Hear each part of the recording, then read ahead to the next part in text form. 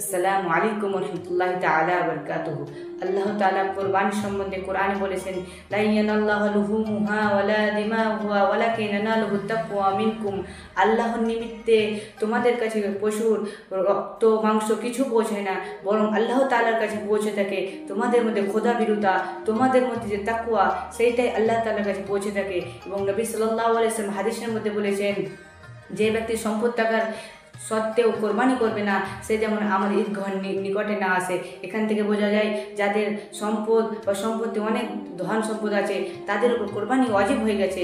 এবং নবী সাল্লাল্লাহু আলাইহি ওয়াসাল্লাম আরেকটি হাদিসে বলেছেন যে কোরবানি পশুর প্রতিটি পশুর প্রতিটি লোমের বিনিময়ে আল্লাহ তাআলা নেকি প্রদান করবেন। এখান থেকে বোঝা যায় যে আমরা যদি যে পশুটি জবাই করবো সেটি যদি লক্ষ লক্ষটি লোম থাকে, তাহলে আল্লাহ তাআলা আমাদের লক্ষ লক্ষ নেকি প্রদান করবে। সুবহানাল্লাহ। আল্লাহ তাআলা আমাদের কাছ থেকে কোরবানি কবুল করুক। আসসালামু আলাইকুম।